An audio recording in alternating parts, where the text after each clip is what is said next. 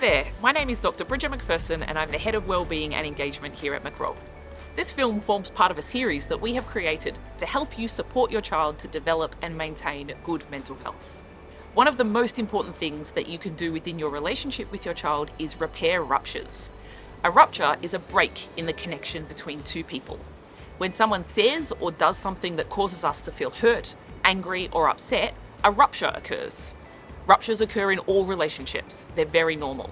It is not necessary for you to avoid ruptures in your relationship with your child. In fact, ruptures can be very helpful. What's most important is how you deal with a rupture. Here are some of the things that are unhelpful when a rupture occurs. Blaming your child, ignoring the rupture or pretending it didn't happen, ignoring your child or giving them the silent treatment, engaging in passive-aggressive behaviors like sarcasm or payback, and yelling. These behaviors can cause significant psychological harm to a young person. These behaviors don't repair ruptures, and over time, they cause distance between two people.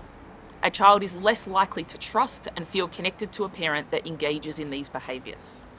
In contrast, here are some things that not only repair ruptures, but are also very powerful in communicating to a young person that they are loved and valued.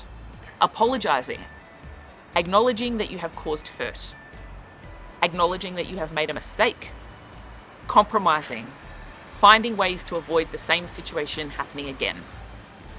There are lots of ways you can do this, and you don't have to do this immediately. You might go back to your child later in the day or even a day or two after a rupture has occurred and say something like, "Hey, that conversation that we had didn't go the way that I wanted. Can we talk about it?" To apologize to your child, you might say something like, "I noticed that my comment upset you earlier, and I'm sorry about that." Or, "I can understand that what I did was hurtful to you, and I'm sorry about that because I didn't mean to hurt you."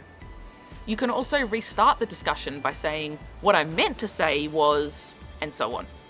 To compromise with your child, it helps to explain your rationale for your stance.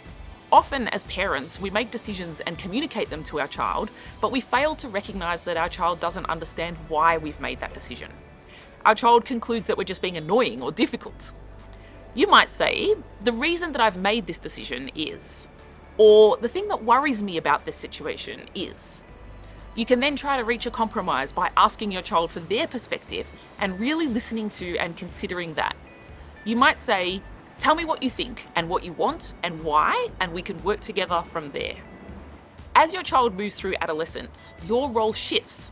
You move from being a manager, as you are in a young child's life, to being a consultant, as we want you to be when your child is an adult. A manager is someone who makes decisions and directs. A consultant is someone who provides guidance, advice, and support. An adolescent does not need you to manage them anymore. However, they do need a consultant. Your child is much more likely to use you as a consultant if you are able to repair ruptures, apologize, and compromise with them. If you have any thoughts or questions about repairing ruptures or any aspect of our wellbeing approach at Mac.Rob, please contact me via the family portal. See you next time.